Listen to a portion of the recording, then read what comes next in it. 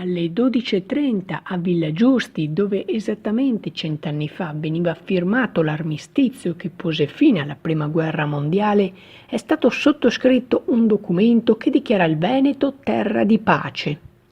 Vogliamo dare risalto ai luoghi simbolo del nostro territorio e nel contempo diffondere il messaggio di convivenza fraterna tra le genti, spiega l'assessore alla cultura Cristiano Corrazzari, delegato dal presidente Luca Zaia alla firma della dichiarazione.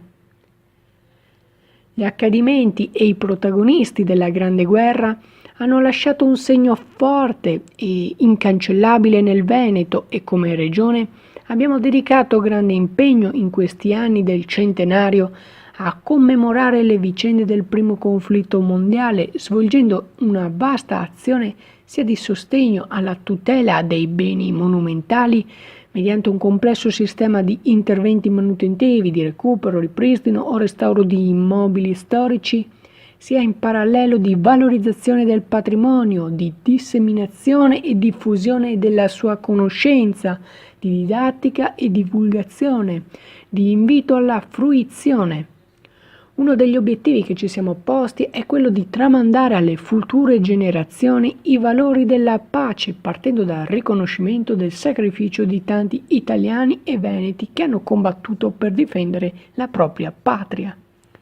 La ricorrenza del 100° anniversario dell'armistizio, conclude Corrazzari, è quindi l'occasione per un forte richiamo alla pace e alla cooperazione per riaffermare i diritti inalienabili della persona e dei popoli, in armonia con i principi costituzionali del diritto europeo e del diritto internazionale.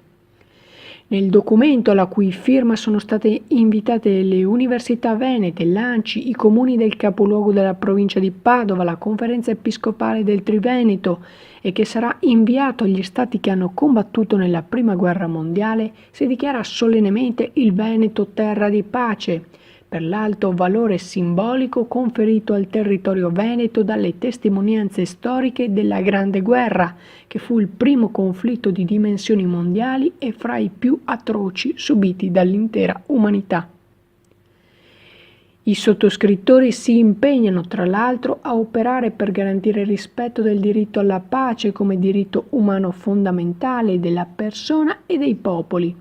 a diffondere un messaggio e una cultura di pace, di fratellanza, di giustizia sociale, a promuovere percorsi di educazione alla cittadinanza democratica e ai diritti umani in tutte le scuole e a pubblicare e diffondere la Dichiarazione universale dei diritti umani e la Carta dei diritti fondamentali dell'Unione Europea, a celebrare il 10 dicembre la Giornata internazionale dei diritti umani, a valorizzare l'eredità culturale come risorsa per facilitare il consolidamento e la diffusione dei principi di pacifica coesistenza, di risoluzione e di prevenzione dei conflitti tra genti, ad avviare percorsi e progetti di dialogo permanente anche interreligiosi. Sfiscia Marciano News, Padova.